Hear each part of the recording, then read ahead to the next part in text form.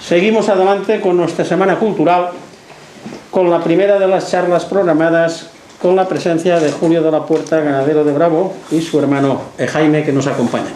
Ante todo, pediros disculpas, pero el tiempo es el que ha sido. Hemos llegado, hemos cambiado la seda por el percal y aquí estamos dispuestos a hablar de toros, que es prácticamente lo que vamos a hacer. Vamos a ver si pasamos un rato bueno.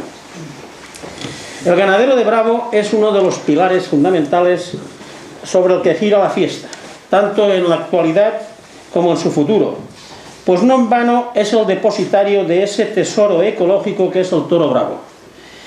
Tesoro ecológico que hoy está amenazado por figuras, empresarios, manipuladores, cuadrillas de veedores, autoridades advenedizas, etc. Pero también desde fuera del mundo del toro, por animalistas y políticos que están capados para sentir la fibra de la belleza de la tauromaquia. El aficionado cada vez vuelve más su mirada hacia la figura del ganadero, hombre sufridor, acosado normalmente, callado y que crea el producto al que tanto amamos. Don Julio de la Puerta es una de las figuras de esta estirpe que habría que proteger, al igual que al toro, pero al que sin embargo todo el establishment tiende a intentar hundir. Julio, Jaime, bienvenidos a Castellón, bienvenidos al Club Taurino de Castellón.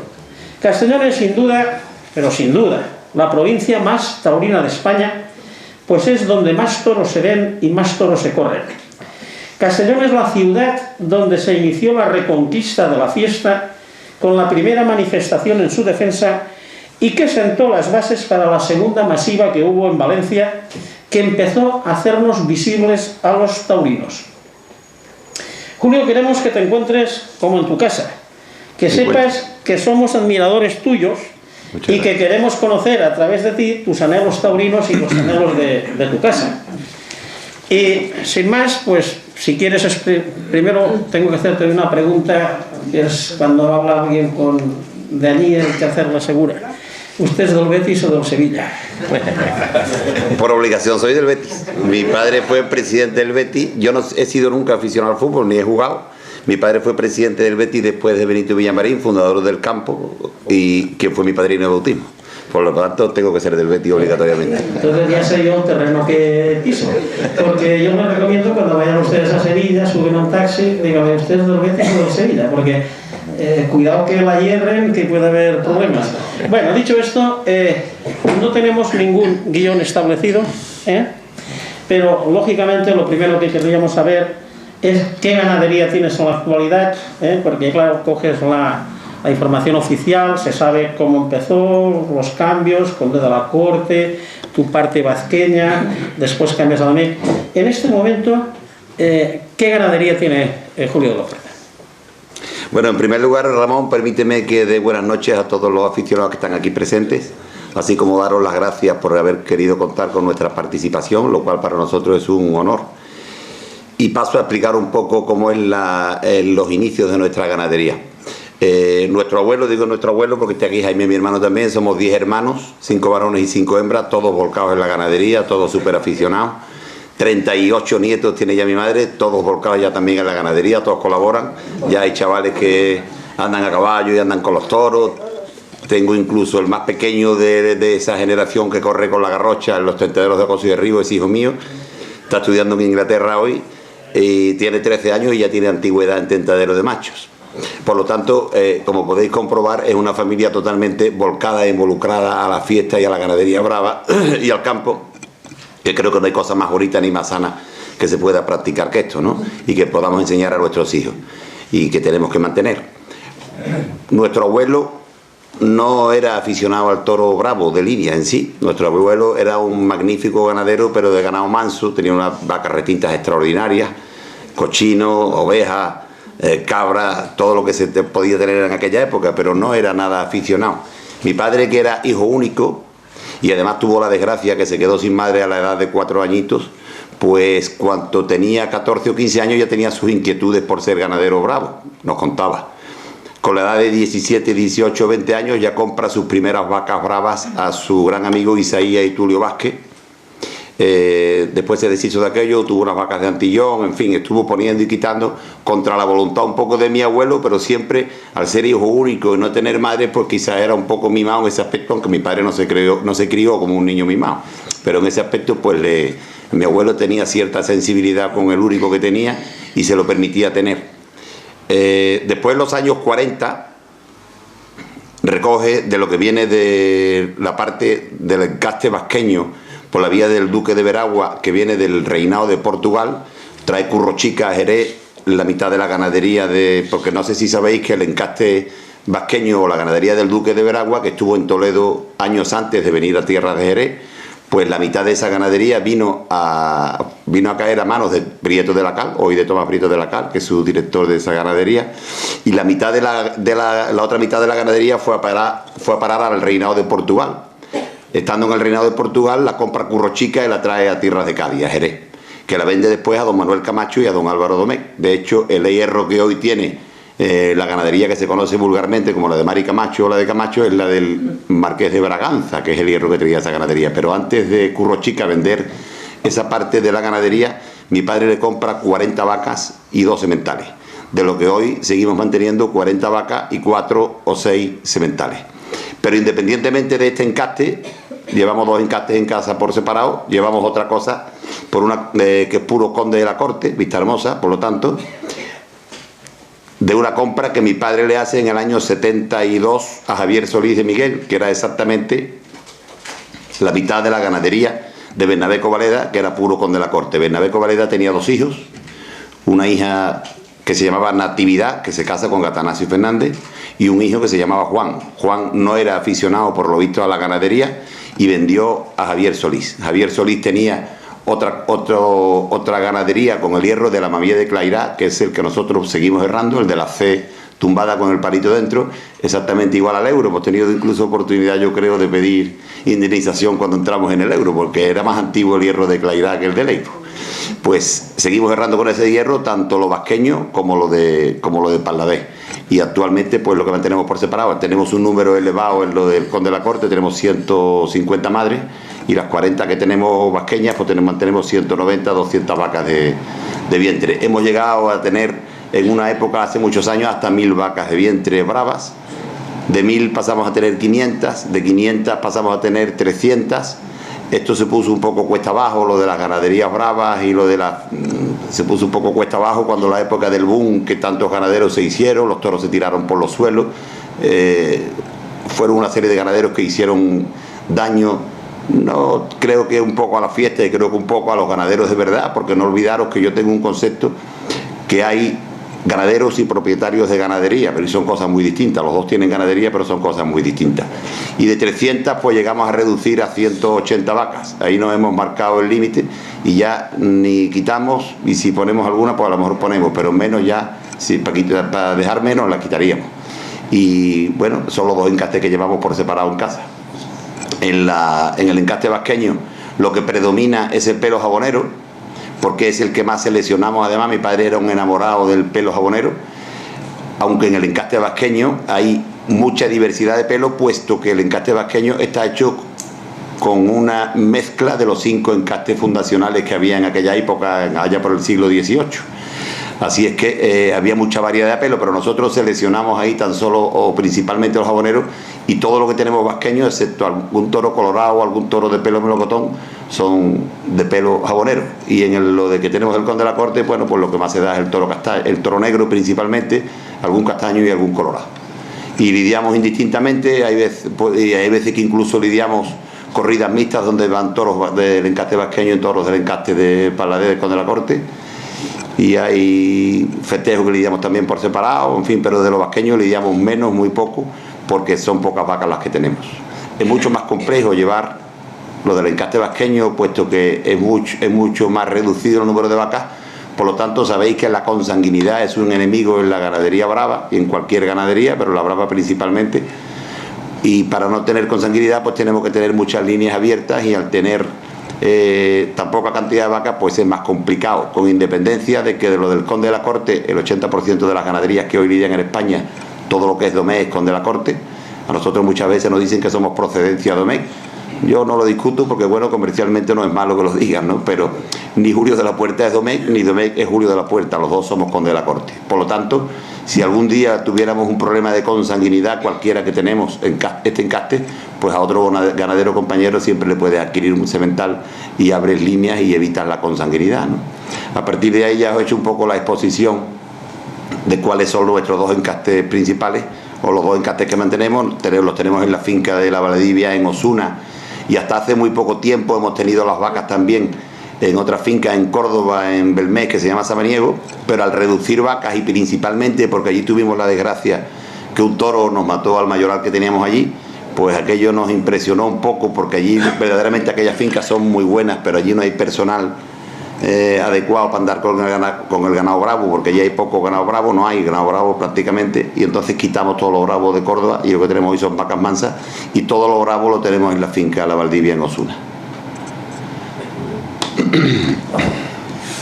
Pero como siempre pasa con todas las ganaderías, desde después refresca con Domecq, y aquí lo dice, como refresca sí. Sangre con sementales de Domecq, tal. Eso sí lo hemos hecho. Si tenemos un producto Domecq, ¿qué variante de Domecq? Porque Domecq hablamos una cosa de tipo genérico, pero hay mucho de Domecq, y sobre todo cuando lo tiene un ganadero que lo va cribando y va buscando el tipo de toro que él quiere, sí. ¿Qué tipo de Domecq es lo que tú tienes? Pues mira, para que te hagas una idea... No sé si me he explicado. Sí, te explica perfectamente, porque dentro de los Domecq, bueno, todo viene de un padre abuelo de los actuales y bisabuelo ya de algunos. Era una sola ganadería, y hoy, si tú ves los distintos ganaderías que hay con el nombre de Domecq, aún, porque hay ganaderías que no llevan el nombre de Domecq, son de otros ganaderos que han adquirido vacas y sementales a Domecq y no se llaman Domecq, pero dentro de los que se llaman Domecq hay toros totalmente distintos, porque los ganaderos seleccionamos nuestro toro en prototipo y en comportamiento.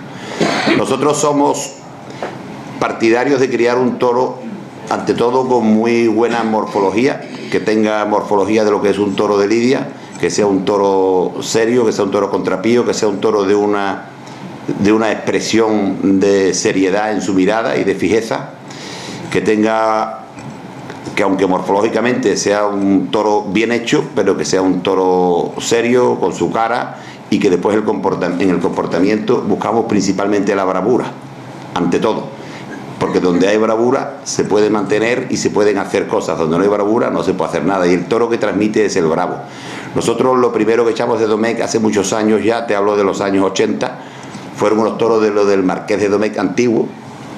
Después hemos refrescado Sangre con toros de Salvador Domecq. Hemos echado algo de Moura cuando nuestra ganadería se puso un poquito a lo mejor elevada en temperamento por la calidad de lo de Moura y la clase. Tenía el problema de la poca fuerza, pero lo que más nos ha ligado, lo que más satisfechos estamos de todo lo que hemos echado de Domecq, ha sido con 4 toros que nuestro gran amigo Ricardo Gallardo, propietario de la ganadería de Fuente Imbro, nos cedió. Le compramos 2 toros y nos prestó otros 2 toros aquel año para cubrir. Por lo tanto, en el año, me parece que fue, 2002, echamos 4 toros de Fuente Imbro, 2 prestados y 2 comprados. Se dio la circunstancia que uno de los toros que nos prestó, por un accidente que debió tener, se quedó estéril. Gracias a eso, al año siguiente lo tenía Ricardo echado, lo llamé por teléfono y le dije: Ricardo, el toro fulanito no deja las vacas preñadas. Hombre, ¿cómo va a hacer eso? Si yo tengo hijas que he tentado ese toro extraordinario, pues el toro no preña las vacas. Efectivamente, le hicieron pruebas y el toro había tenido un accidente, que esas cosas ocurren en el toro, ¿no?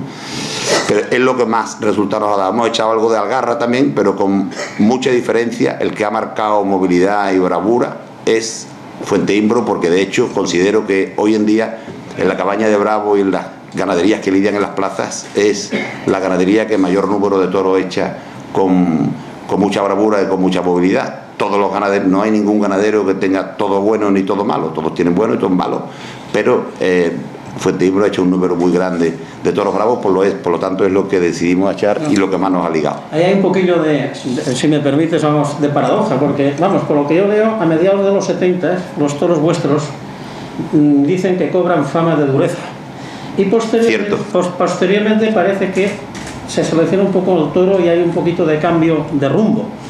Y yo iba a decir Cuéntamos simplemente, pero ahora, después de decirme lo de Fuente Imbro, te diré, por ejemplo, la primera vez Ricardo Gallardo lo hemos premiado nosotros en 2 ocasiones, hemos estado en su casa, es un gran amigo del Club Taurino de Castellón, cuando viene el Julio dice que hace un gesto porque va a torear Fuenteimbro hace unos años.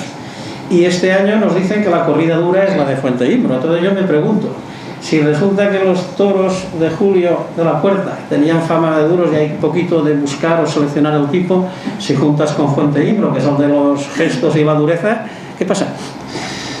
Bueno, ten en cuenta que yo, particularmente yo, pienso que un toro duro no es un toro bravo. Pienso que, y creo que lo compartiréis mucho, que el genio se puede confundir, no es muy parecido, se puede confundir con la bravura. La bravura es movilidad, pero la bravura también es toreabilidad. La fijeza es bravura. El toro que embiste sin fijeza y que arrolla, ese se puede determinar a lo mejor duro, pero ese toro para mí no es el prototipo ideal del toro bravo. Para mí un toro bravo es el que se mueve con fijeza en lo que tú le presentas por delante y por lo tanto tiene toreabilidad. Un toro que no tiene toreabilidad a mí no me vale. Es verdad que nosotros en los años 70 pues quizás a lo mejor pasamos por un momento peor. Después a lo mejor de toreable que lo quisimos poner, a lo mejor pecamos un poco de fuerza en unos años donde hemos lidiado de rejones corrida toros extraordinarias. La única corrida de toro que en Madrid, en las ventas, en la feria de otoño de 2001, le han cortado 7 orejas y han salido los 3 rejonadores a hombros, fue nuestra. No ha habido otra que le hayan cortado 7 orejas en las ventas de rejones. Y después, pues afortunadamente, ya en 2007, cuando vinieron a vernos los toros para Pablo Hermoso de Mendoza, que era quien nos mataba entonces los toros, junto con Ventura, junto con Cartagena, junto con todas las figuras de los rejonadores, pues dijimos que además se admiró cuando vino el veedor, cuando le dijimos que ya no queríamos lidiar más de rejones. A lo mejor pues, si nos piden una corrida de rejones, un toro de rejones, pues lo lidiamos, pero dedicarlo todo a rejones no. Pues cogimos una regularidad que afortunadamente mantenemos y que afortunadamente ha crecido. Prueba de ello que en el año pasado, 2016, hemos tenido una campaña donde hemos lidiado 7 corridas de toros con mucho éxito, con un número muy elevado de toros importantes, de toros de vuelta al ruedo, y con 2 toros indultados además por Juan José Padilla. Uno en nuestro pueblo de Osuna, donde hemos lidiado por primera vez después de tantísimos años de ganadero, hemos debutado y hemos tenido la suerte, con corrida de toro, no, ya sí habíamos lidiado, y hemos tenido la suerte de que nos indultara Padilla al toro Pepe Luis, que curiosamente se llamaba Pepe Luis, ¿se imagináis por qué? Porque la bisabuela de este toro, en el año 80 y poco, lo tentó Pepe Luis, que fue extraordinaria, y las cosas que ocurren en el campo, la Pepe Luisa se le quedó Pepe Luisa, y este toro es bisnieto de aquella vaca. Y después nos indultó otro toro en la feria de Lucena 2 meses más tarde. La verdad es que el comentario también surge, impacta cuando estás allí en Fuenteimbro y ves aquella cantidad de azulejos de toros indultados que tiene alrededor de la placita. Siguiendo un poquito diremos, escurrir todo lo que podamos el conocimiento sobre vuestra ganadería. Yo he leído aquí que en el año 89 Espartaco, y pongo apadrino entre comillas, apadrinó vuestra ganadería matando casi toda la camada. Es decir, Espartaco estaba en el cenit no continuó aquello, no llegó a cuajar, diremos que fuera, ganadería para las figuras. ¿O sí? ¿Qué pasó? Bueno, entrar a torear, a que te maten tu corrida de toros la figura y entrar en las ferias importantes es muy difícil. Cuando entras es muy difícil salir también, porque de hecho no voy a nombrar a ninguna ganadería, pero cuántas ganaderías hay en las ferias que a lo mejor por desgracia llevan años que no funcionan y siguen yendo, ¿no? Pero entrar es difícil. En el año 89 fue cuando Espartaco nos mató tantas corridas de toros, y en el 90, después por circunstancias pues ya nos mató más, después vino la retirada de Espartaco, pero también nos lo mató en aquella época Curro Vázquez. Después de eso vino a lo mejor un poco la época de los rejones, y después de eso quien nos empezó a matar en el año 2007 no fue el Fandi. El Fandi nos mata todos los años el 80% de los toros, pero lidiamos una corrida de toros que nos dio mucho a esta ganadería a través de un amigo. Córdoba organiza una corrida benéfica para la Cruz Blanca, que se llama, y fue un 15 de abril de 2006 o 2007, un 15 de abril de 2007, donde lidiamos una corrida de toros con Padilla, precisamente, Torre, que es un torero de Córdoba, y me acordaré ahora cómo se llama, este torero que está con los mexicanos, hombre, que apodera Amorante. No. Antonio Barrera.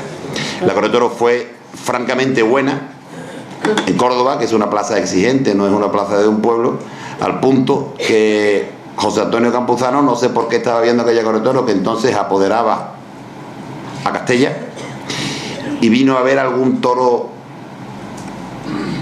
que pudiera servir para tenerlo de sobrero preparado para Madrid, para Castella, año 2007 estoy hablando.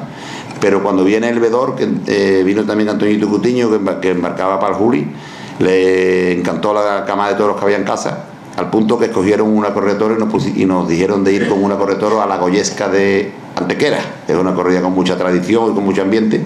Aquella corrida de toros de Antequera la mató el Juli junto con Paquirri y Castella. Le cortaron Castella al rabo un toro y 4 orejas, y los otros 2 cortaron también 4 orejas cada uno. Fue una corrida de toros con bastante buena, y ahí arrancamos un poco. Fandi nos lleva aquel año 2007 a Cazorla a final de temporada, y en Cazorla, junto con el cordobés y Reina, me parece que se llama un torero de Cazorla, que tuvo un toro que le pidieron la vida excepcional, le cortaron 12 orejas y 5 rabos a aquella corrida de toros. Ahí arrancamos. Desde entonces el Fandi ha tirado mucho de nuestra ganadería, y afortunadamente pues sigue tirando y sigue matándonos la figura, las corridas de toros, y estamos, gracias a Dios, en buen momento. Gracias a Dios y a nuestro esfuerzo, que no es poco, porque estamos dedicados 100% a la ganadería. No vivimos de la ganadería, porque pienso que vivir de la ganadería no es fácil, pero sí vivimos para la ganadería. Nosotros somos ganaderos que dormimos en el campo 300 noches del año, y bueno, vivimos con el toro de día y de noche, y convivimos con el toro, y vivimos volcados al toro, y con nuestro trabajo es el campo directamente. Nosotros no tenemos más ingresos que los del campo, de nuestra labor, de nuestro ganado manso que criamos, pero volcados ciegamente a la cría del toro de lidia. Has mencionado, me paso un poco lo de los rejones. A mí me llamó la atención que en vuestra trayectoria habéis dado todos para rejones muy buenos. Vosotros sois gente del caballo, y si alguien conoce la relación seguramente el toro y el caballo, pues vosotros sois de los que podéis hablar con propiedad, porque es que parece que para el rejoneo, si no es Murube, ya no hay toros. ¿Qué tiene vuestra digamos, ganadería para que muchos rejoneadores la hayan pedido? Bueno, te comentaba antes que pasó por un momento en el que a lo mejor los rejonadores quieren dulzura en la embestida de los toros, quieren temple. El toro de rejones a lo mejor no debe tener la fuerza que puede tener, o la transmisión que puede tener un toro en la muleta, puesto que además la forma de moverse un toro de rejones es totalmente distinta, aunque los rejoneadores con los rejones de castigo ya le dan fuerte a los toros también. Pero yo creo que lo que verdaderamente a un toro le duele y le puede es embestir humillando 20 veces la muleta. Le puede pegar un puyazo muy fuerte, 2 puyazos muy fuertes, 3 puyazos muy fuertes, pero lo que verdaderamente a un toro le duele es el humillar y el embestir humillado. Y si lo tiene que hacer 15 o 20 veces seguidas, 15 o 20 veces seguidas no, pero en 3 o 4 tandas, 15 o 20 veces seguidas, como hoy se le exige a cualquier faena en la plaza para que tenga importancia, eso es lo que verdaderamente le duele al toro. Pasamos por un momento a lo mejor un poco dulce y de escasa fuerza, y como precisamente, por suerte o por desgracia, para mí por desgracia, porque he vivido épocas de rejoneo anteriores, hoy se rejonea mejor que nunca, con más pureza que nunca, se ponen los caballos de frente, los caballos los ves siempre cogidos, hacen cosas que no se han hecho nunca con los toros, pero sí ocurre una cosa, que no se rejonea el toro con la fiereza que se rejoneaba en la época de Álvaro Domecq, en la época de Antonio Ignacio Vargas, que en paz descanse, en la época de los Peralta, en la época de Lupi. Entonces se rejoneaba un toro que salía a la plaza y tú decías, uy, que lo coge. Hoy tú no dices nunca, uy, que lo coge, ni pasas miedo, porque la fiereza del toro verdaderamente ha bajado. Pero Julio, tal como están las cosas en el ambiente taurino, la ganadería, ¿quién la hace? ¿La hace el ganadero o la hace la figura de turno? Hombre, la ganadería la hace el ganadero. Lo que pasa es que los matadores de turno o las figuras del toreo, mira, las figuras del toreo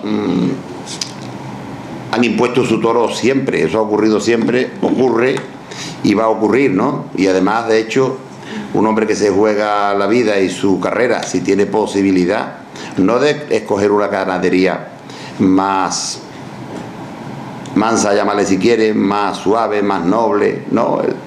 El torero quiere un toro que se mueva y que transmita, y sobre todo en las ferias importantes, porque el que transmite es el que le hace triunfar. Un toro que no transmite no puede nunca ocasionar el triunfo para un torero, porque una cosa que no tiene emoción, y la emoción es la fiereza. Pero vuelvo a repetir que para mí la fiereza no es la intoreabilidad. Un toro puede moverse con bravura y con fijeza, pero que tenga toreabilidad.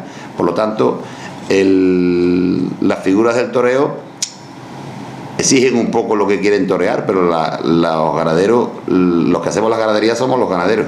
Es un ten con ten que tenemos que tener ahí, porque los toreros los tienes que tener un poco de tu parte, pero tampoco tan de tu parte, porque si no llega un momento en que tú, el toro que crías, a lo mejor el toro demasiado bonito, el toro demasiado agradable, que es el que ellos no quieren día a día, pero cuando llega el momento sí lo quieren, porque el toro que transmite, te repito, que es el toro bravo y el que se mueve, y el que transmite fiereza y sensación de peligro, que es el que transmite emoción.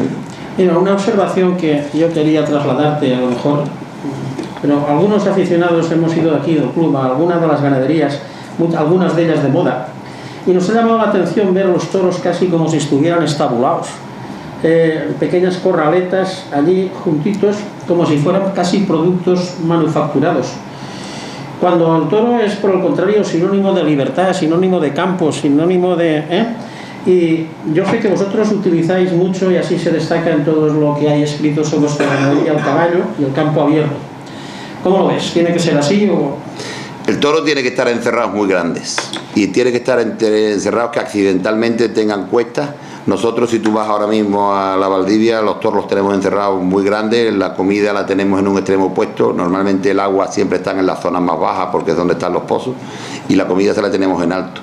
Y con independencia de que nosotros correr no corremos los toros, pero sí los cambiamos mucho de cerrado, los movemos por dos motivos. Primero, porque el toro de por sí es un animal vago en el campo, y tú lo tienes que mover o obligarlo a que se mueva poniéndole la comida lejos del agua, y lo mueves con los caballos también. Y segundo, porque lo tienes más dócil a la hora de cuando llegue el día de encerrar una correa de toros. Si tú los toros durante el año no los tienes manejados con los caballos, pues difícilmente cuando llegue el día que tengas que encerrar pronto una correa de toros te va a costar trabajo. Nosotros, a pesar de que los toros están en cercas grandes, hoy de las veces que un sistema que utilizamos mucho es cambiarlos de cerca y subirlos. Aquí hay algunas personas que han estado en casa y saben cómo es el manejo del toro, y lo subimos por una manga que hay una cuesta arriba enorme, una cuesta arriba que yo algunas veces la he subido andando y me tengo que parar 3 o 4 veces.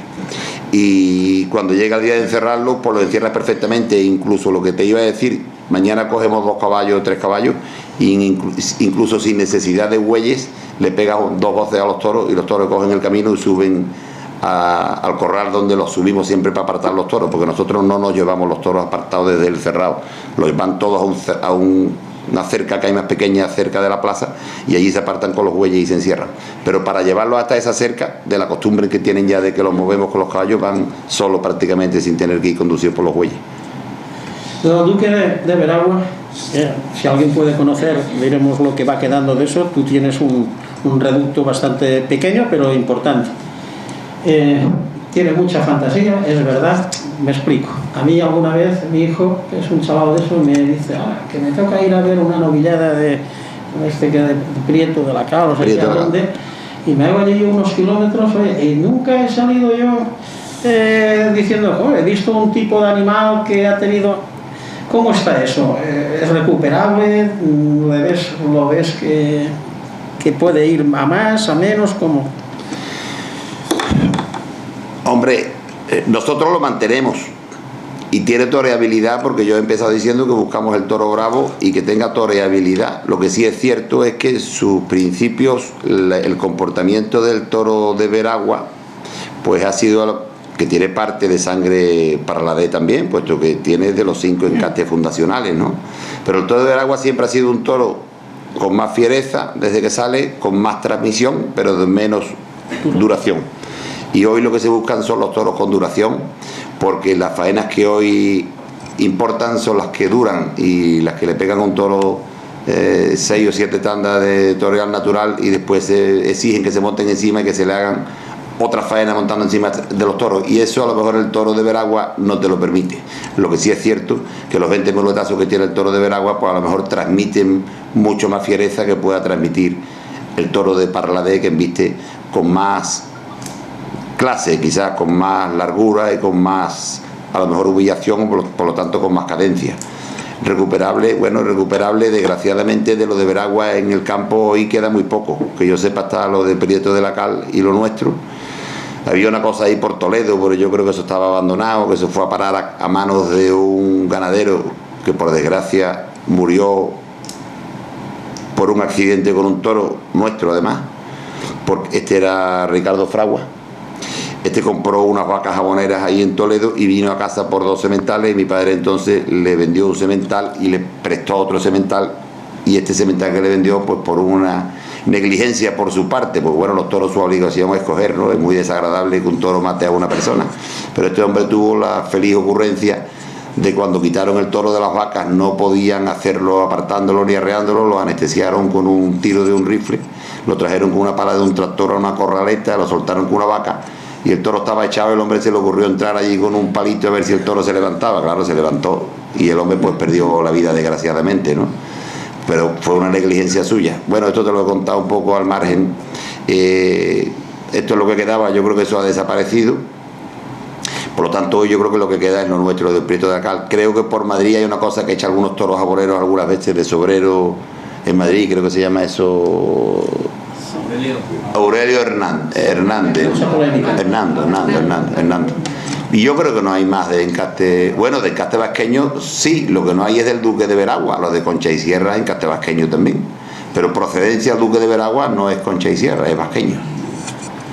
Bueno, como habéis visto, aquí en Castellón, y así lo he dicho yo en la introducción, estamos por la defensa de la fiesta a muerte, es decir, que estamos muy preocupados por el momento de la fiesta, el momento de la ganadería, etcétera. Y de hecho, pues ellos ya se han llevado 2 decálogos, uno cada uno, que les he dado yo en el coche. Yo recuerdo una de las, en Valduxó, 2 ganaderos, Prieto de la Cal y Cuadri, don Fernando, 2 personas que tú conoces también, excelentes y con una afición fuera de toda duda, reflexionar sobre cuál iba a ser el porvenir de las ganaderías, y les hicieron una pregunta, les dijeron, bueno, si alguna vez tenéis que modificar o os exigen modificar las características de vuestro toro, etcétera y tal, y los 2 coincidían con gran tristeza que primero matarían todos los toros antes de, diremos, cambiar la línea que tenían en sus ganaderías. Tal como está el momento taurino, tú hablas con otros compañeros tuyos, ganaderos, tienes que hablas con muchísima gente del mundo del toro. ¿Cómo lo ves? ¿Cómo lo ves esto? El futuro de la fiesta. De la fiesta. Futuro, sí. Bueno, hombre, yo... y el futuro de la cabaña de Bravo.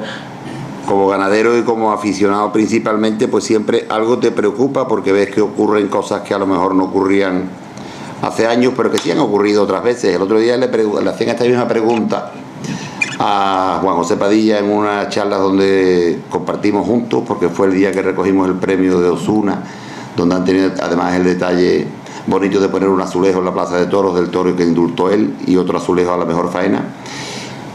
Y él decía con mucha inteligencia que él, bueno, pues veía de bueno que había toreros nuevos que estaban empujando mucho, que eran toreros nuevos que hacían apretarse a las figuras del toreo, que el toro bravo de hoy entiende que está en un gran momento, porque es verdad que muchas veces hay quien dice, el toro de hoy no embiste como el de antes. Yo creo que no, el toro de hoy embiste más que el de antes, porque además lo que hoy se le exige a un toro, yo creo que no se le ha exigido nunca. Lo que se le ha hecho a humillar y lo que se le hace durar a un toro, y lo que se le hace embestir después de haberlo toreado al natural con la muleta, montándose los toreros encima de los toros, pues yo creo que eso nunca se le ha exigido, ¿no?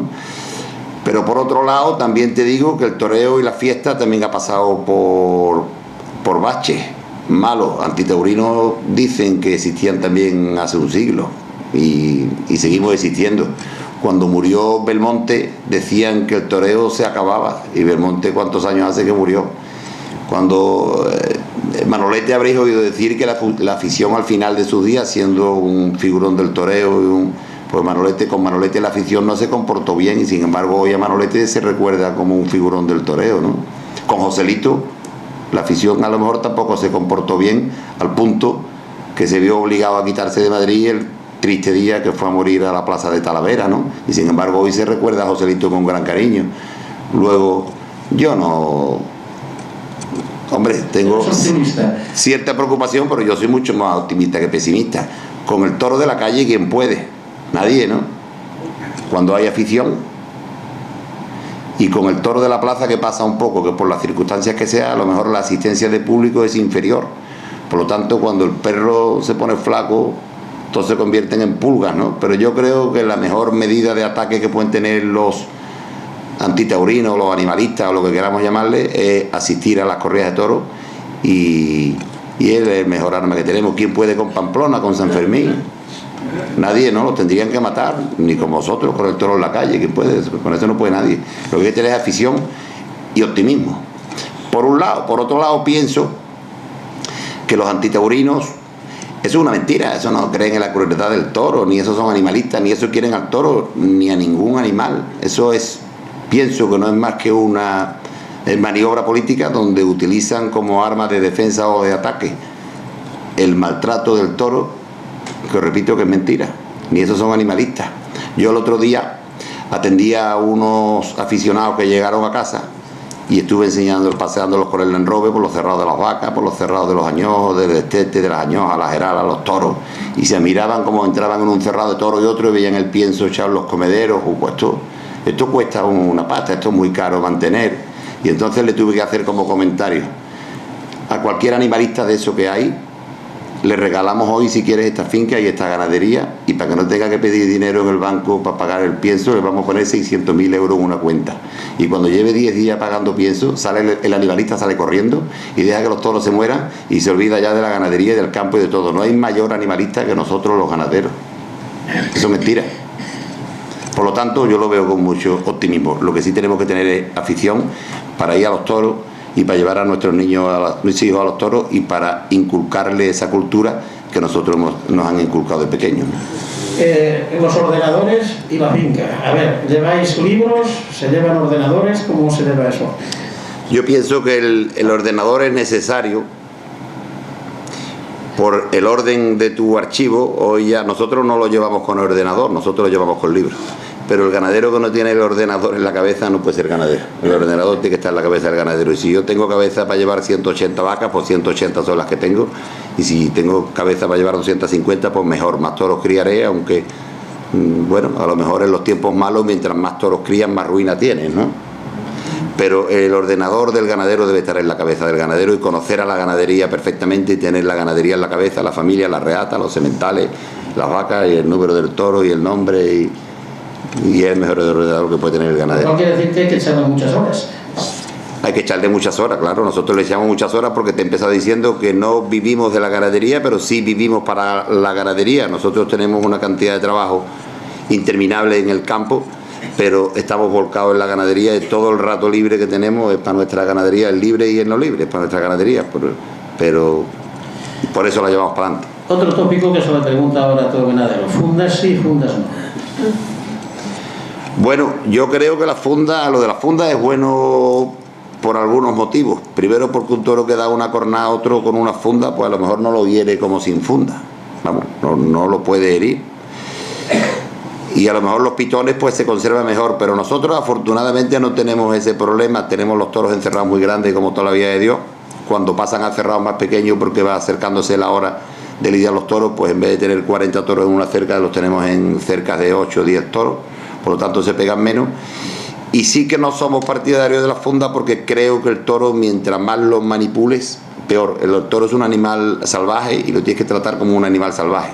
Yo creo que si tú el toro lo tienes que meter para ponerle la funda, después lo tienes que meter otra vez para quitarle la funda días antes de la corrida, con independencia de ya las veces que te obligan a meterlo, porque si lo tienes que sanear, porque si además hay que vacunarlo por sanidad, pues mientras más manipules el toro de lidia, particularmente yo pienso que es peor. El toro de lidia se debe manipular lo menos posible. Por lo tanto, si ahorramos el poner y quitar fundas, pues son 2 veces menos que tienes que meterlo en una mangá y toquetearlo y manipularlo, ¿no? pierde fiereza, se acostumbra más al hombre, aprende.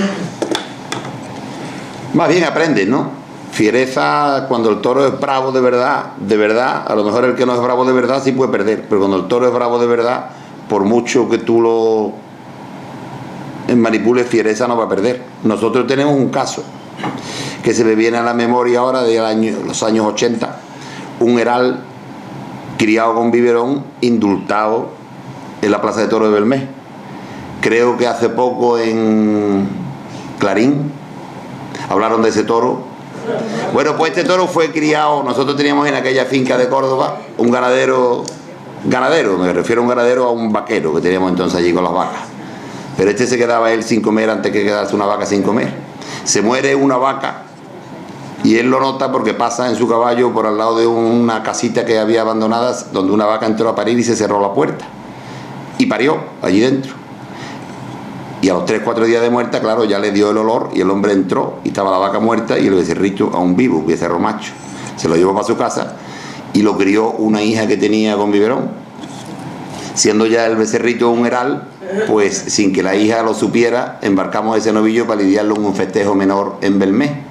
Pero la niña, que no era tonta, se orienta y se va a la plaza. Pues ese novillo heral, con las banderillas puestas y habiéndolo toreado con la muleta, esa niña se tiró al callejón y le dijo su nombre. Me emociona al decirlo, ¿eh? Sí. Le dijo Milagro, se llamaba Milagro. Y se vino ese animalito al callejón y le dio a la niña una manzana que llevaba en la mano y aquello fue espeluznante. La plaza se puso en pie al punto que le perdonaron la vida y salió andando la niña de la plaza con el novillo detrás de ella hacia el campo. La plaza de toros de Belmés está de donde vivía esta niña, porque nuestra finca llega casi a las paredes del pueblo, pues a 3-4 kilómetros. Y el novillo se fue andando 3-4 kilómetros hasta la finca otra vez de vuelta, después de lo sucedido allí. Pero fijaros lo que es un novillo con las banderillas puestas, habiéndolo toreado ya con la muleta, y pegarle una voz y venir y darle una manzana y halagarse con la niña. Y bueno, aquello fue la plaza en pie. Y no sé por qué te he dicho esto, porque más con relación a algo. Porque no pierdas la fiereza. Porque no pierdas la fiereza, para que veas un novillo criado con biberón y investir. Hemos lidiado otros toros criados con biberón en Cercedilla, por ejemplo. Fue este banderillero,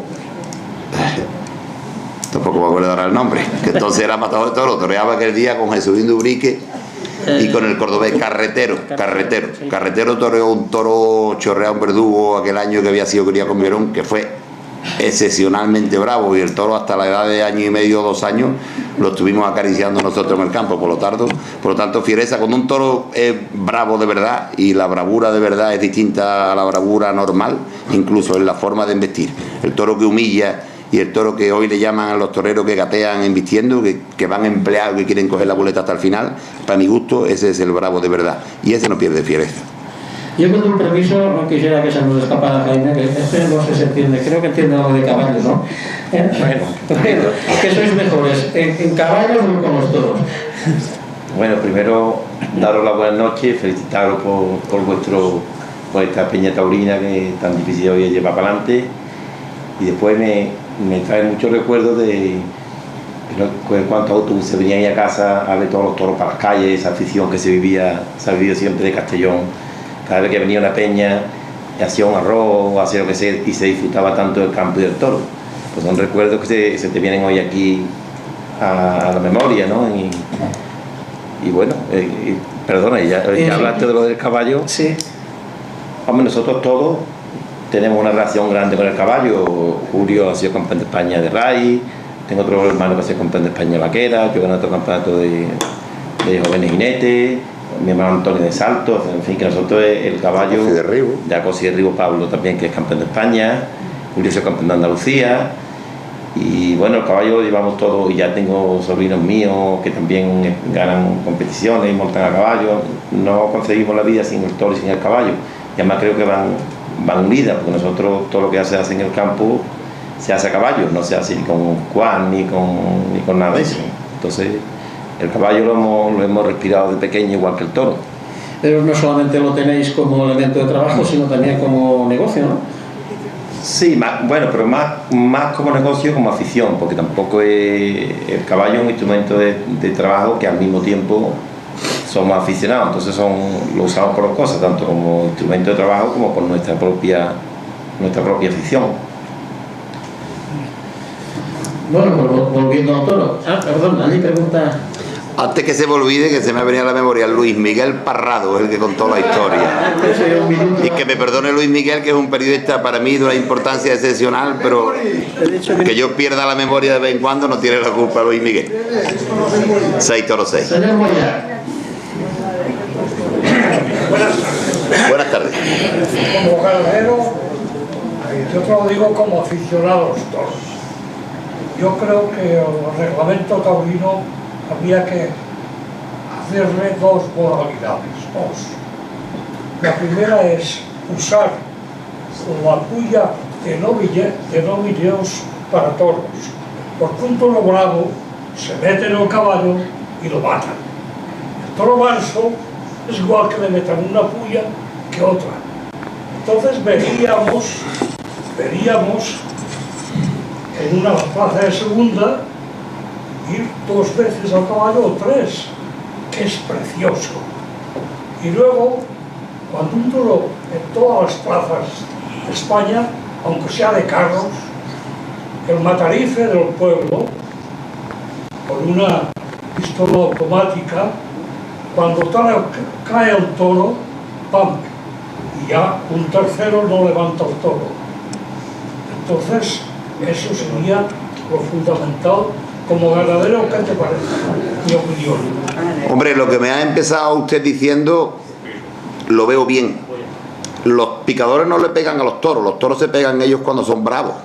El toro que no es bravo y no se emplea, no se pega. Lo que sí es cierto es que la puya, yo no creo que lo malo es que sea más grande o más chica. Creo que las puyas hoy cortan demasiado, los toros sangran mucho. Y un toro que sangra se asfixia. La puya, el que sea un poco más larga o un poco más corta, no tiene mayor importancia. Yo creo que el secreto está en lo que cortan por los lados. Habría que darle quitarle ese corte para que el toro sangre menos. En lo de apuntillar un toro con una pistola no cabe duda que sería más efectivo, pero hombre, le quitamos esto un poco la tradición, ¿no? Hablando de la suerte de varas, en una de las charlas aquí que tuvimos, lo va a decir yo, no lo dices tú. Nosotros indultamos aquí un novillo del Parralejo, de don José Moya, me parece, ¿no? Sí. Y entonces se invitó a una asociación taurina, la Revolera, invitó a don José aquí a hablar. Y don José, diremos, estaba por la labor de que a lo mejor habría que retirar al picador de la plaza o tenerlo fuera y que el toro que se dedicara a picar, pues llamar al picador y que entrara. Pero claro, si aquí empezamos quitando el verduguillo, alguno ha dicho ya que se podía torear a la portuguesa sin matar, y ya quitamos el picador fuera de la plaza, pues la opinión de don José no fue, por supuesto, no contó con el beneplácito de la afición de Castellón, es así de claro y así se le hizo saber también en su día.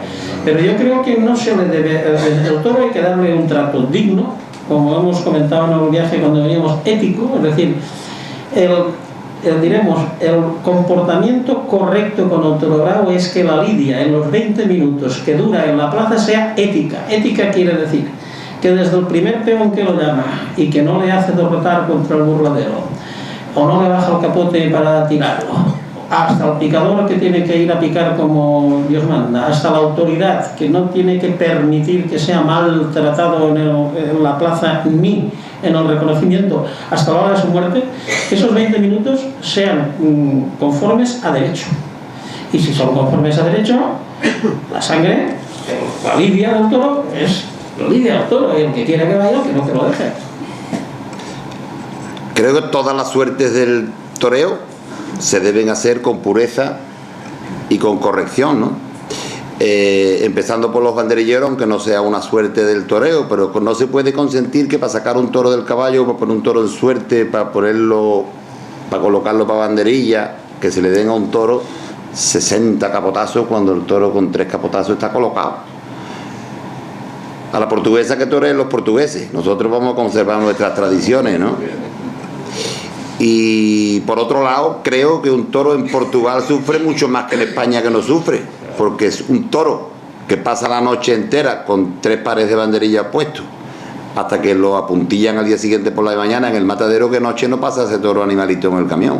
Un toro durante la lidia yo soy completamente seguro que no sufre, como un torero cuando le pegan una cornada. ¿Cuántas veces lo muslo un torero y se ha hecho un torniquete y no ha sentido dolor?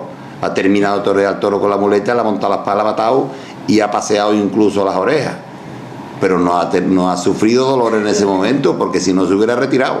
Y el toro es igual, en ese estado de acometividad y de estrés y de adrenalina, o llamarle lo que quiera, en ese momento el toro no sufre. Cuando el toro verdaderamente, yo creo que sufre, es una noche entera en un cajón con 3 pares de banderillas puestos hasta el día siguiente por la mañana.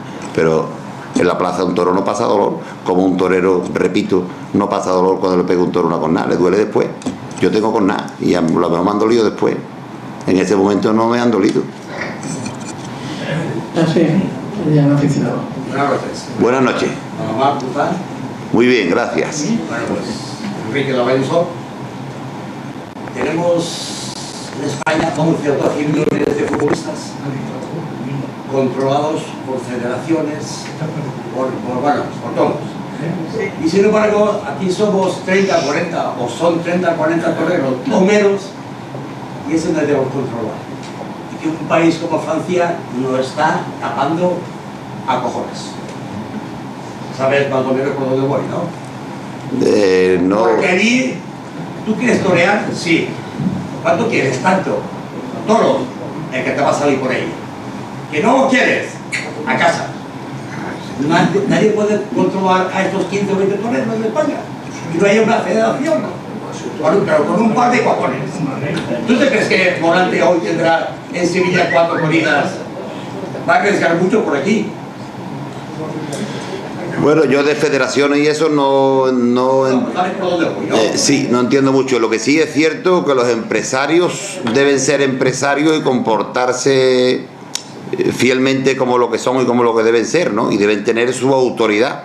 No podemos permitir que el torero tenga toda la autoridad, porque hemos empezado diciendo que los ganaderos somos la base principal. No somos la base principal. La base principal de la fiesta es el toro, porque sin toro no hay fiesta. Los ganaderos somos los que los criamos y mantenemos y hacemos que lleguen presentados a la plaza, que no es ninguna tontería, eso tiene mucho que coser, ¿no?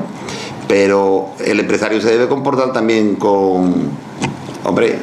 firme, y debe exigir y algo. Hoy me retiro, de aquí un par de años, con Puerto Libre, y luego me voy a retirar, de aquí en Puerto Díaz, de su libre está aquí otra vez ya. Sí, pero en definitiva, el empresario también lo que demanda es el público, y hay toreros que tienen tirón y llenan las plazas, y el empresario en definitiva es empresario. Por lo tanto, no siempre el empresario tiene la culpa, la tenemos un poco también todos. Claro, no es fácil que todos nos reunamos y le digamos al empresario, este es el que tiene que traer, pero sí es verdad que el empresario hay veces que anuncia 3 toreros y va a un cuarto de plaza, y hay veces que anuncia otros 3 y se llena la plaza. Por lo tanto, ahí es un poco labor de todos, ¿no? Pero que sí es cierto que los empresarios se deben comportar a lo mejor con un poco más de autoridad en algunas ocasiones. Yo no digo que siempre, pero en algunas ocasiones. Por supuesto, mis máximos respetos para el torero, porque creo que no hay cosa más importante. Un futbolista tendrá mucho mérito, gana mucho dinero, pero no se juega la vida. Los toreros, todos se juegan la vida, mejores o peores, con más poder de atracción, con menos poder de atracción, pero todos los toreros se juegan la vida. Por lo tanto, yo, mis máximos respetos para todos los toreros, porque vamos, no me he puesto nunca delante de un toro, pero ni me pondría tampoco. Ponerme ya delante de una becerra, sé lo que se pasa, pues me imagino lo que se pasa delante de un toro con 500 kilos y 4 años. Sobre esa pregunta, en la época de Joselito ya mandaban los toreros. Las figuras siempre han mandado en el ganado y han elegido lo que ellos han creído desde toda la vida. Como me pregunta es sencillita. La alimentación, los que tenéis 2 ramas de toros, o sea, 2 ramas, Sí. que es diferente el caste, diferente morfología, ¿la alimentación la tenéis igual para todos o partís la alimentación diferenciada?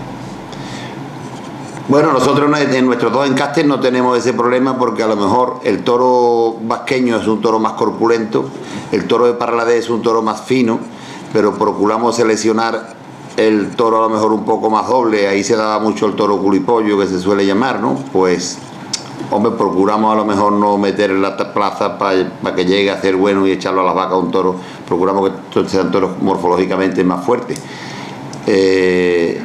Hay otros encastes que a lo mejor le cuesta más trabajo engordar, como le pasa también a lo mejor en los galgos, que es una cosa a lo mejor parecida. A lo mejor hay familias de galgos que son más espesas y otros que son más finos, como nos pasa a las personas, los atletas. Si es la misma alimentación a las dos ramas. La misma alimentación a las dos ramas, nosotros siempre andamos probando porque queremos mejorar, y creo que para mejorar hay que probar, hay que conocer cosas, y nunca se acaba de aprender, ¿no?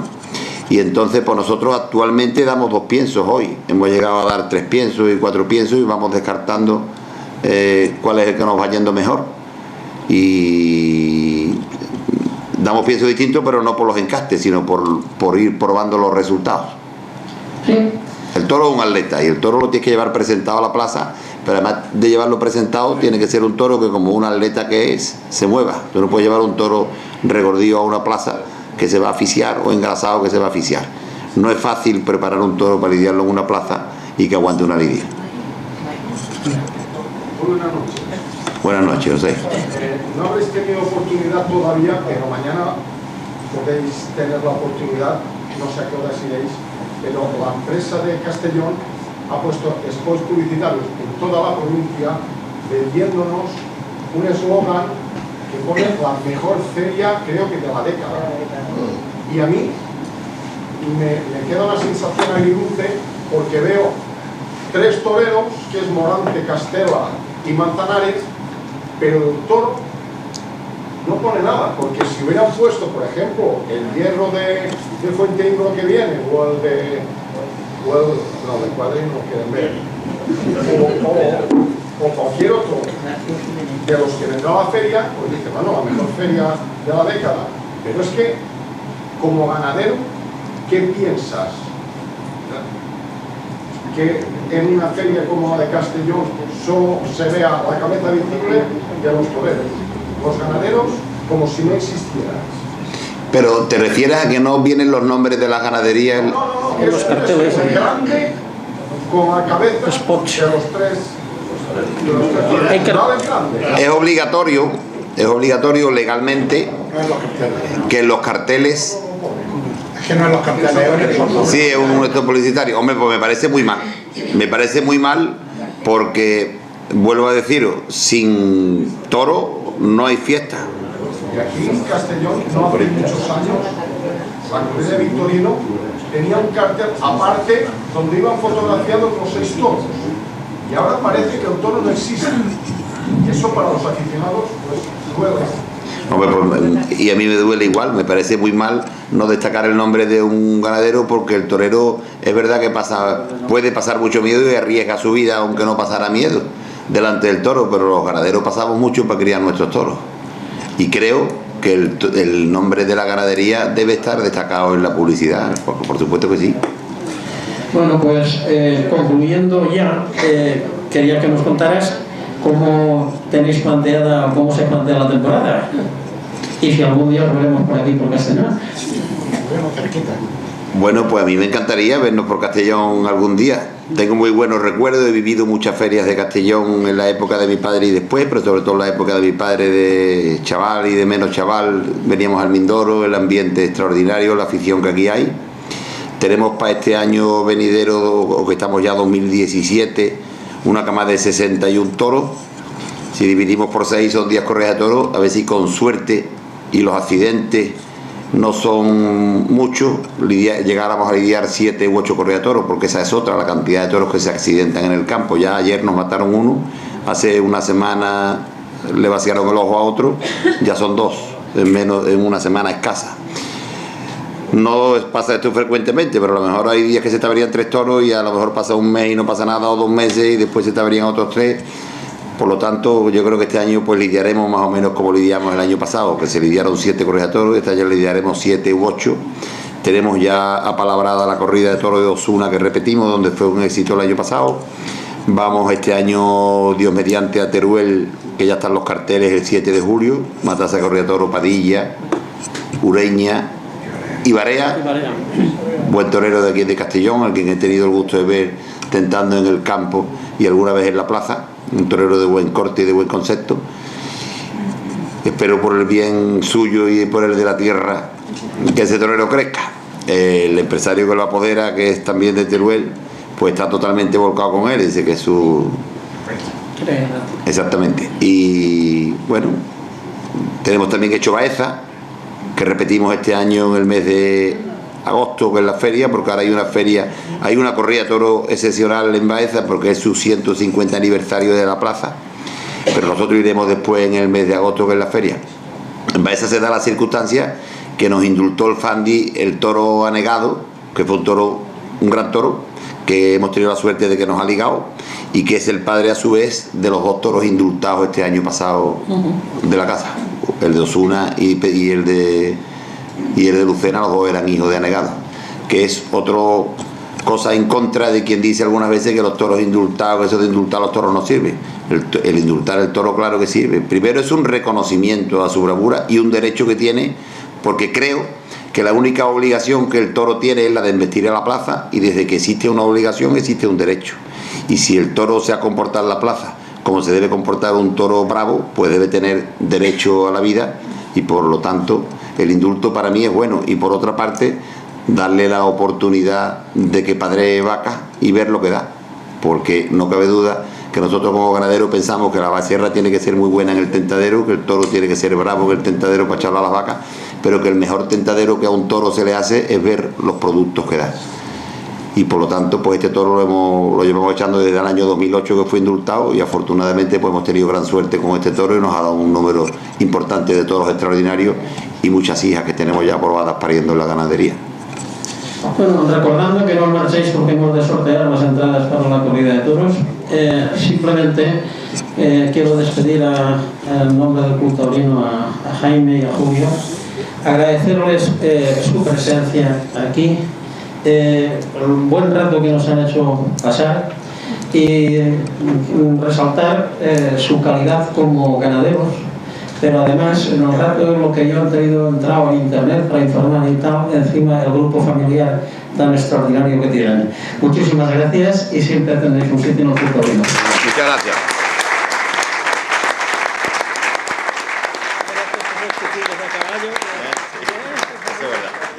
Muy bonito. Esta parece su